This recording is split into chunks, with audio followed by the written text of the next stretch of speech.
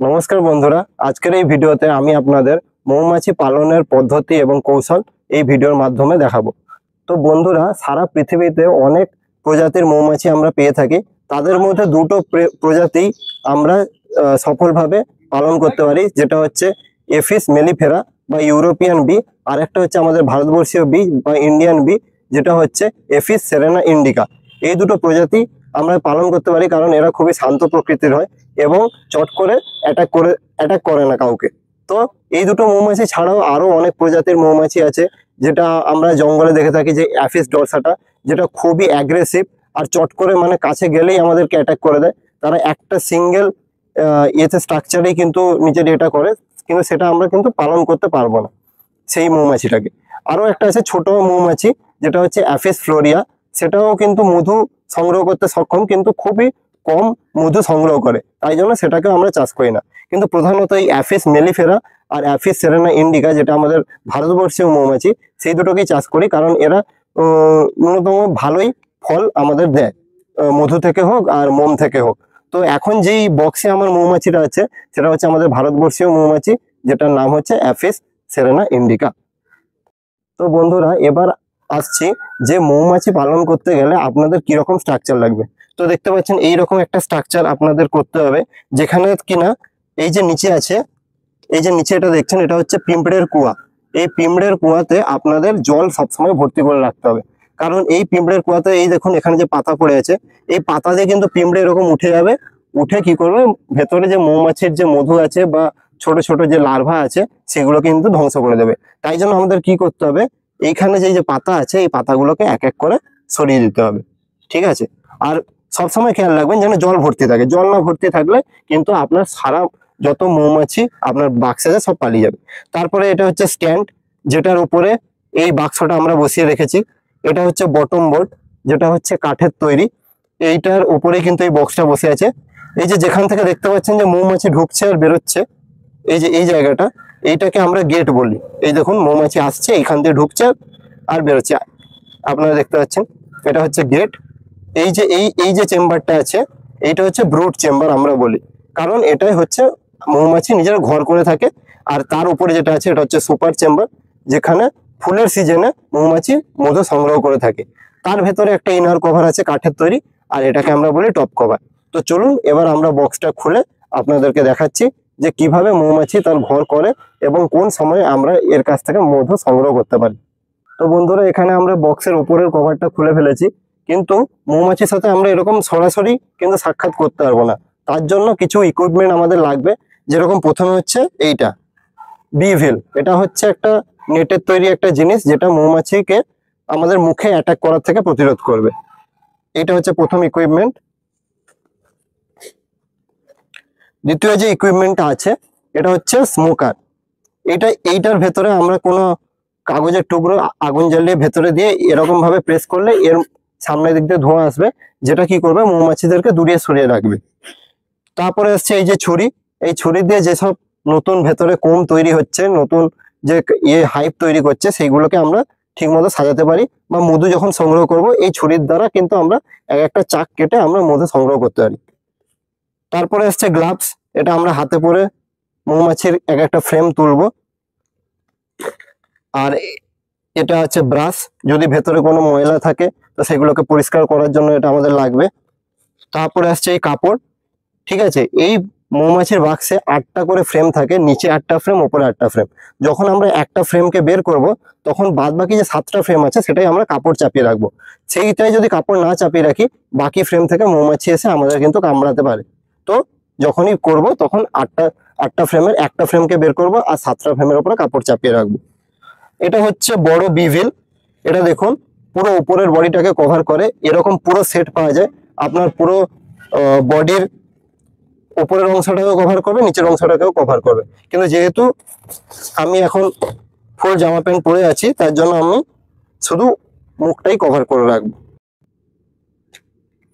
তো বন্ধুরা, এখানে আমরা কি করছি, আগুন জ্বালিয়ে নিচ্ছি ধোঁয়া তৈরি করার জন্য, ঠিক আছে? এ দেখুন আগুন ধরে নিয়েছি।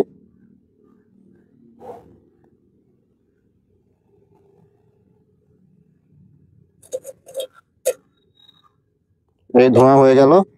এবার উপরটা লাগিয়ে দিচ্ছি, এই দেখুন ধোঁয়া কত সুন্দরভাবে বেরোচ্ছে এরকম। ঠিক আছে, এবার চলুন তাহলে বক্সটা খোলা যাক।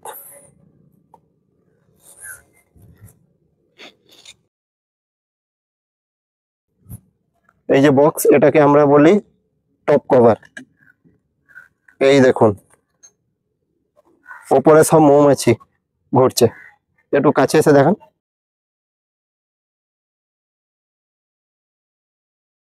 এবার আমি এতে স্মোকটা দেবো, এই দেখুন।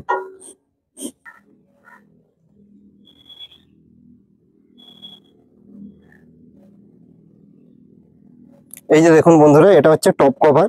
এটা মেনলি ভেন্টিলেশনের জন্য আমরা ব্যবহার করি। 3টে গর্ত আছে, এটাকে এরকম ভাবে রাখতে হয় যাতে হাওয়াটা ভালোভাবে সার্কুলেশন করতে পারে। এইটাকে এবার কাপড় দিয়ে ঢাকতে হবে।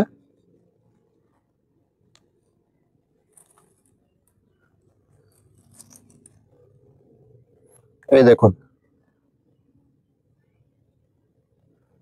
8টা ফ্রেম আছে, তার মধ্যে আমি 7টা ফ্রেমকে ঢেকে দিলাম। এবার একটা ফ্রেমকে বের করব।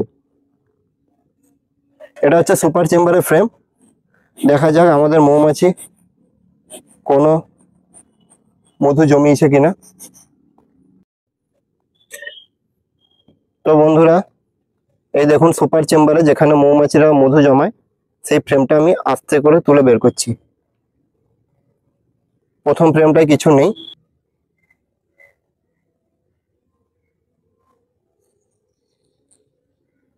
এই দেখুন বন্ধুরা, কত সুন্দর সুপার চেম্বারে আমাদের মৌমাছি মধু জমিয়েছে। দেখতে পাচ্ছেন লাল লাল হয়ে গেছে। এবং কি করেছে, মধু জমানোর পর কিন্তু পুরো মোম দিয়ে সিল করে দিয়েছে। এটাকে আমরা পুরন মধু বলি। এই মধুটা সব থেকে খাঁটি হয় এবং খাওয়ার পক্ষেও খুব টেস্ট দেয়। তো এই এই এই অবস্থায় আমরা তুলবো না, কারণ এখন বর্ষাকাল চলছে। আর 15 থেকে 16 দিন পরে আমরা এই মধুটাকে কিন্তু হারভেস্ট করব। তো দেখতে পাচ্ছেন সুপার চেম্বারে কত সুন্দরভাবে মৌমাছি করেছে, মধু জমিয়েছে। তো এখন এটাকে রেখে দিই, বেশি ডিস্টার্ব করব না। কারণ যে কোনো জীব জন্তু বলুন, যতক্ষণ আমরা ওকে ডিস্টার্ব না করছি ততক্ষণ কিন্তু ও আমাদের কিছু করবে না।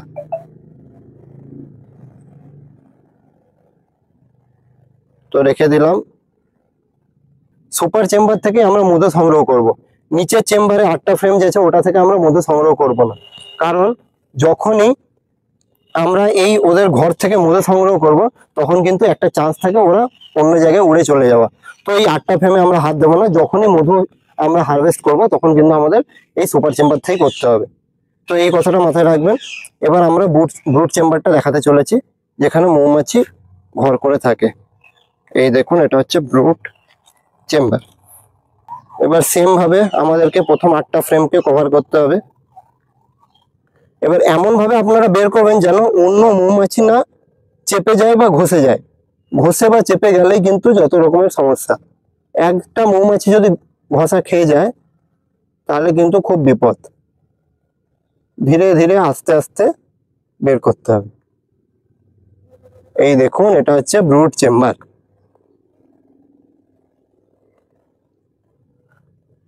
এই যে উপরের যে অংশটা আছে ওটাই কিন্তু এরা নিজের খাবার জমায়। তারপরে যে নিচের অংশটা আছে সেখানে যত রকমের গাছের রেণু সেই লাইনে কিন্তু ওরা সংগ্রহ করে। তারপরে ওরা কিন্তু নিজের বাচ্চার ডিম পাড়ে।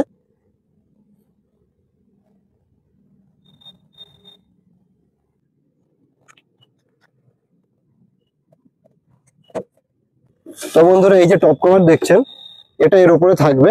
এবার কি হয়, অনেক সময় টিকটিকি চলে আসে, অনেক রকমের ছোট ছোট পোকা চলে আসে, যারা কিন্তু ওই মৌমাছির লার্ভা খেতে আসে। তো আপনাকে সময় অনুসারে আপনাকে কি করতে হবে, এরকম ব্রাশ নিতে হবে। ব্রাশ নিয়ে ওই সাইড যে পোকা পিঁপড়ে টিপড়ে যা থাকবে এরকম ভাবে পরিষ্কার করে ফেলতে হবে। এই সামনের দিকটাও পরিষ্কার করবেন, ঠিক আছে? এখানে যেন কোনো রকম নোংরা আবর্জনা না থাকে। আর অবশ্যই লক্ষ্য করবেন যে যে ঘাসটা হয়েছে এই ঘাসগুলো যেন এই রডটাকে না ছোঁয়। কারণ আগেই বলেছি, যদি এই রডটাকে ছুঁয়ে ফেলে পিঁপড়ে কিন্তু এই ধরেই উপরে উঠে সব লার্ভা গুলোকে খেয়ে নেবে। তো আর একটা কথা যেটা বলার আছে সেটা হচ্ছে যে মৌমাছির রোগের ব্যাপারে। মৌমাছির রোগের ব্যাপারে পরে একটা বিস্তারিত ভিডিও করব, কিন্তু এখন দুটো রোগের ব্যাপারে বলছি। যেটা হচ্ছে থাইস্যাক ব্রুড ডিজিজ, যেটা আমাদের যেরকম করোনা হয়েছিল সেই রকম কিন্তু এই ডিজিজটা, এটা একটা ভাইরাল ডিজিজ। একবার মৌমাছির হয়ে গেলে কিন্তু সারানো খুবই অসম্ভব। এখনো পর্যন্ত কোনো সায়েন্টিস্ট এর ম্যানেজমেন্ট খুঁজে পায়নি। তো এটা কিভাবে আপনারা প্রতিরোধ করবেন? ধরুন আপনার এই বক্সটা, ঠিক আছে, কিছু হয়তো অন্য রোগ হয়ে যাচ্ছে বা মৌমাছি মারা যাচ্ছে, বা আপনার বক্সটা ঠিক আছে, কিন্তু বাইরে থেকে একজন এসে বলছে আপনি টেকনিশিয়ান, আপনাকে দেখতে দেন। এবার আপনি যদি জানেন ও টেকনিশিয়ান, তো আপনি ওকে বক্সটা খুলতে বললেন, কিন্তু ওই টেকনিশিয়ান যেখান থেকে এসছে সেখানে ধরুন ওই করোনা রোগটা আছে, যেটা থাইস্যাক ব্রুট ডিজিজ আমরা বলছি। তো সেই রোগটা যদি থাকে সেটা কিন্তু তার মাধ্যমে আপনার বক্সে চলে আসবে, আর নিমেষের মধ্যে সব মৌমাছি কিন্তু মরে যাবে, আর যে কটা বেঁচে থাকবে তারা কিন্তু অন্য জায়গায় উড়ে চলে যাবে। তো যে কোনো টেকনিশিয়ান হোক, আপনি প্রথমে বলুন হাতটা যেন ভালোভাবে ধুয়ে পরিষ্কার অবস্থায় বক্সে হাত দেয়, কারণ ওটা থেকে ইনফেকশন হতে পারে। আরেকটা হচ্ছে ওয়্যাক্স মথ, যেটা কি করে এই মৌমাছির এই হাইভের মধ্যে ডিম পাড়ে এবং মাকড়সা জালের মতো পুরো হাইভটা সাদা হয়ে যায়, যার ফলে মৌমাছি ওখান থেকে পালিয়ে যায়। তো ওয়্যাক্স মথটা কিরকম অ্যাটাক করে আপনি এই স্ক্রিনে দেখতে পাচ্ছেন, এই যে এখানে আমাদের এতে বক্সেও দুটো বক্সে এরকম ওয়্যাক্স মথ অ্যাটাক হয়েছিল। সেটা থেকে বাঁচতে গেলে কি করতে হবে, এই যে গেটের সামনে একটুখানি সালফার পাউডার যদি আপনি দিয়ে দেন, তাহলে কিন্তু ওয়্যাক্স মথ আপনার বক্সে অ্যাটাক করবে না। আর একটা কথা বলে রাখি, গরমের সময় বক্সটাকে ছাওয়া জায়গায় রাখবেন, ঠিক আছে। আর বর্ষাকালে কি করতে হবে, এই মৌমাছিদেরকে কিন্তু চিনি জল করে খাওয়াতে হবে। এবার আপনার মনে একটা প্রশ্ন আসতে পারে যে চিনি জল খেলে কি এরা মধু তৈরি করবে? সেটা কিন্তু একদমই না। এরা নিজের বেঁচে থাকার জন্য বর্ষাকালে যেহেতু ফুল থাকে না, সেই জন্য কি করে মধু আর চিনি জল খেয়ে কিন্তু বেঁচে থাকে। তো আপনাকে এটা অতি আবশ্যক প্রয়োজন যে চিনি জলটা আপনাকে দিতেই হবে। আমার হাতে দেখতে পাচ্ছেন এই যে নুনের কৌটো বা চিনির কৌটো বা যে কোনো মশলার কৌটো এরকম ছোট হয়, এই উপরের যে ঢাকনাটা এরকম ভাবে ফাটিয়ে নিয়েছি। ফাটিয়ে নেওয়ার পর এক টুকরো কাপড় নিয়েছি, কাপড়টাকে এই কৌটোর উপরে রেখে এই কভারটা চাপিয়ে এর মধ্যে চিনির জল ধরুন এতটা রাখলাম, এতটা রেখে এইরকম ভাবে উল্টো করে এর উপরে বসিয়ে দিতে হবে। এই যে গর্তটা আছে যেখান থেকে মৌমাছি বেরোচ্ছে, এরা এখন বেরোচ্ছে কারণ এখানে আমরা প্রতিদিন চিনির জল দিই। এই বর্ষাকাল চলছে তো তাই জন্য আমরা প্রতিদিন চিনির জল দিই, তাই জন্য এরা উপরে চলে এসছে। তো চিনি জলটা যে বানাবেন সেটা কিরকম বানাবেন, ধরুন এতটা অনুপাতে আপনি যদি জল নেন, তাহলে অতটা অনুপাতে আপনি চিনি নেবেন, যতটা জল নেবেন ততটা চিনি নেবেন, দিয়ে গরম জলে চিনিটাকে গুলিয়ে ঠান্ডা করে তবে এর উপরে দেবেন। পারলে অল্প একটু মধুও মিশিয়ে দেবেন, এদেরই তৈরি করা মধু, তাহলে কিন্তু ওরা খাবে। তো বর্ষাকাল চলে যাওয়ার পর আর আপনার কোনো চিন্তা নেই। এরকম ফুলের বাগান বা অনেক রকমের ফসল আছে, যেরকম সূর্যমুখী, তারপরে নারকেল, বেদানা, পেয়ারা, আম, এইসব গাছে কিন্তু ভালো ফুল হয় এবং ভালো মধুও হয়। সর্ষে ফুলেও ভালো আমরা দেখেছি মধু তৈরি করে। তো এইসব গাছের কাছে যদি বক্স না রাখেন, তাহলে প্রতি 10 দিন অন্তর অন্তর কিন্তু আপনারা দেখতে পাবেন ওপরের যে সুপার চেম্বার পুরো মধুতে ভর্তি হয়ে গেছে। আপনারা 10 দিন অন্তর অন্তর মধু সংগ্রহ করতে পারেন। আর যদি দেখেন যে কোনো আপনার এরকম ক্ষেত টেত নেই, তো আপনি এরকম একটা জবা ফুলের গাছ পাছ বক্সের পাশে লাগাতে পারেন, যার ফলে ওরা মধু সংগ্রহ করতে পারে। তো এই মৌমাছি সারা বছরে আপনাকে 8 থেকে 10 কেজি মধু দিতে পারে, যদি ঠিক জায়গায় আপনি এই বক্সটাকে রাখেন। এছাড়াও এর থেকে আমরা কি পাই, মোম পাই।